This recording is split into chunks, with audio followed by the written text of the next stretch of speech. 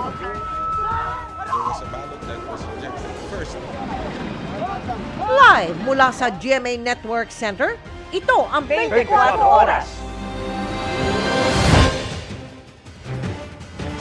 Magandang gabi po, Luzon, Visayas at Mindanao.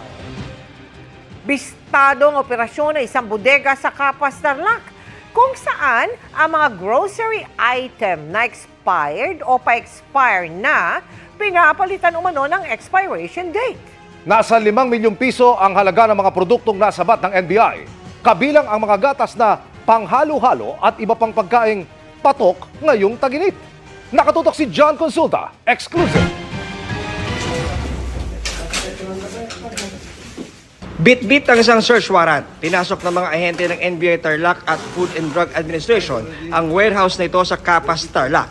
Tumambad sa raiding team ang kahong-kahong grocery items tulad ng gatas, noodles, chocolate at kape. Lahat, kung hindi malapit na mag-expire, ay noon pang 2024 expired na. Meron kaming natatanggap na informasyon na merong labeling ng expired products. Sa tingin namin, itong mga gatas na ito, ginagamit ito sa mga halo-halo. Kaya mag-ingat po tayo lahat. Inabutan din ng mga operatiba ang mga lata ng thinner na ginagamit sa pagtanggal ng mga expired labels at mga pangtatak para lagyan ng bagong expiration date. Patok pa naman ngayong tag-init ang ilan sa mga nakumpiskang produkto, lalo sa mga bata. Delikado po ito. Kasi since expired ng mga products na ito, base po sa utos ni Director, lalo ngayong summer, marami mga outing, ingatan po natin ang mga consuming public. Sa taya ng NBI, nagkakaalaga ng humigit kumulang 5 milyong piso ang mga nakumpiska na bagsak presyo kung ibenta online o sa mga sari-sari store. I-confiscate natin lahat ng mga expired products na ito, mag-return tayo ng search warrant, mag-file tayo ng kasong violation of Consumers Act at FDA laban sa may-ari dito. Hihilingin daw ng NBI Tarlac na mag-issue ang korte ng disposal order para sa mga nakumpiskang expired na grocery goods para hindi na ito magdulot ng peligro sa publiko. Para sa GMA Integrated News, John Consulta, nakatutok, 24 Oras. Mga kapuso, doble ingat kayo sa mga nirerentahan ninyong sasakyan para sa delivery. Baka magaya sa modus ng mga nasa koteng suspect sa Maynila na tinangayan ang kanilang customer. Nakatutok si Marisol Abduraman. For violation alleged, highway robbery. Sa bahagi ito ng Road 10 sa Tondo, Maynila, natunto ng PNP Highway Patrol Group ang closed van na ito matapos ireklamo. Sabado pa kasi ito inarkila sa pamamagitan ng isang online delivery app para sana mag-deliver ng mga tiles na order ng isang customer. Pero hindi ito dumating sa San Jose del Monte, Bulacan, kung saan dapat i-deliver ang 89,000 pesos na halaga ng tiles. Ito ay kanyang binayaran through online, no, worth 89,000. Kinabukasan, isang alias Ezekiel umano ang nagpakilala sa biktima. Para makuha nitong kababayan po natin yung kanyang in-order, ay in-need po niyang magbigay ng additional amount. Kaya nagpasaklolo sa HPG ang biktima. Agad namang natunto ng mga otoridad ang nasabing sasakyan. Naibaba na ang mga tiles sa Tondo, Maynila, pero nabawi rin naman ang mga ito. Arestado ang driver at pahinante ng truck, gayon din ang taong pinagbagsakan nila ng nasabing tiles. Nag-order mismo itong alias Ezekiel na hindi i-deliver nung driver doon sa mismong dapat pupuntahan, at ito nga ay napunta nga po ron sa isang kasamaan or kababayan po natin. At large pa po itong tao na to kasi isa po siya sa nasa likod. Maari isa po ito sa mga inside job na tinitingnan ng HPG kung bakit ganito. Ngayong hapon, sinampahan na ng mga karampatang reklamo ang mga suspect na wala pang pahayag sa ngayon. Para sa GMA Integrated News, Marisol Abduraman, nakatuto, 24 Oras. Sumentro ang balikatan exercises ng Pilipinas at Amerika sa Palawan sa pagdepensa sakaling may lumusob na kalaban mula po sa dagat. Gayunman, iginit ng AFP at US Forces na wala itong kinalaman sa aktwal na tensyon sa West Philippine Sea. Nakatutok si June Veneracion. 6 na inert rounds ang pinakawalan ng HIMARS o High Mobility Artillery Rocket System ng Amerika. Ito ang highlight ng Philippine-US balikatan exercise sa Rizal, Palawan. Kung saan kunwaring may kalaban na lumulusob sa dalampasigan. gumamit ng remote control boat para mas makatotohanan na may umaatake mula sa dagat. Samut-saring kanyon din ang pinaputok. Sa counter-landing live fire exercise na ito sa pagitan ng Pilipinas at ng Amerika ay tinatayang nasa 500 na tropa mula sa US Military at Armed Forces of the Philippines ang ang senaryo ay pinipigilan nilang makadaong at makalusog sa baybayin ng bayan ng Rizal yung puwersa mula sa karagatan. Nakilahok din ang mga sundalo mula sa Australia. May mga observer naman mula sa Japan. We achieved everything we set out to achieve. Not perfect, we'll get better next year, we'll get better every time we do it, but that's why we do these things, to work well together. Ang training area ng live fire exercise ay nakaharap sa West Philippine Sea, kung saan agresibong inaangkin ng China ang halos lahat ng isla at karagatan. Pero nilinaw ng mga opisyal ng Armed Forces ng Pilipinas at Amerika na walang kinalaman ang pagsasanay sa tensyonadong sitwasyon sa West Philippine Sea. We have been doing this for 40 years now. There's no issue with China 40 years ago. This is a totally different agenda we have with the US and the other partner countries. It's agnostic of an enemy. It's somebody trying to interfere with a sovereign nation. That's what we're trying to demonstrate, the capability to defend against. Patuloy daw na magsasanay ang mga tropa ng Pilipinas at Amerika para mas mahasa ang kakayahan nilang makipaglaban na magkasama. Para sa GMA Integrated News, June Veneracion, nakatutok, 24 oras.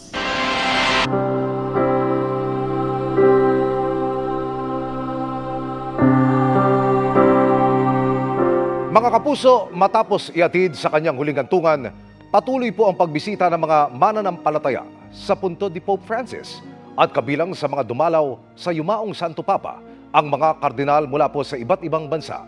Nakatutok si Vicky Morales.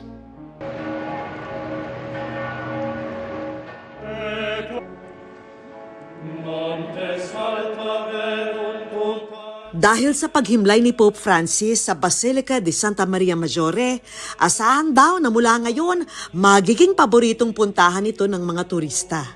Ngayon pa lang, ang mga kainan at tindahan sa palibot nito dinudumog na at dahil paikot na sa buong basilika ang mga pila, with matching security check sa bawat bisita, umaabot daw sa higit 2 oras bago makapasok sa basilika. Nandito po tayo ngayon sa loob ng Basilica de Santa Maria Maggiore. Talagang nakakamangha po yung interior ng simbahan nito. Na-imagine ko yung mga panahong pumupunta rito si Pope Francis bago ang kanyang mga apostolic journey para humingi ng gabay. Last time na may nailibing na Santo Papa rito was taong 1903 pa. Habang nasa pila kami papuntang puntod ni Pope Francis, taimtim ang lahat. Kasama ko sa pila ang mga mananampalataya at mga tulad ni Ma'am na nagdadasal ng rosaryo. May kasama po tayong mga Pilipino rito. Kamusta po kayo? Okay lang po. Ilang na kami nakapunta sa Holy Road. Pangatlo na. Sige po. Ingat po kayo. At habang nasa pila kami, biglang itinigil muna ang pagpapapasok sa mga deboto. Ito na ang sumunod na eksena. Sabay-sabay dumating ang mga kardinal mula sa iba't ibang bansa para bisitahin itong napakasimpleng puntod ng Santo Papa.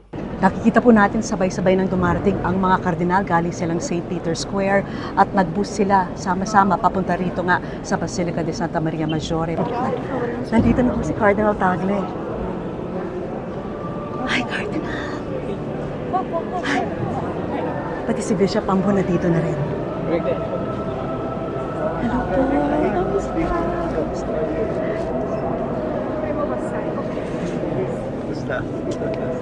Kamusta po? Filoni. At nandito ang dating apostolic nuncio sa Manila, si Cardinal Filoni. God bless you po. God bless you. Pagkatapos mag-alay ng dasal, nagsama-sama sila sa isang misa. Marahil, humihingi ng lakas at gabay dahil 1 linggo mula ngayon, sila rin ang magtitipon-tipon upang pumili ng bagong Santo Papa. Mula sa Rome, Italy, Vicky Morales, nakatutok 24 oras. Good evening mga kapuso! Esta Secto Encantadix. Dahil hindi lang ipinakilala, ipinasilip na rin ang full costume ng ilan sa bagong characters ng inaabangang Encantadia Chronicles Sangre. Makiavisala sa chika ni Aubrey Canampel. In full costume na humarap sa Unskippable YouTube in the New Era of PH Media event, ang ilang stars ng Encantadia Chronicles Sangre na mapapanood na soon sa Kapuso Network. Kabilang si New Generation Sangre Adamus na ginagampanan ni Kelvin Miranda.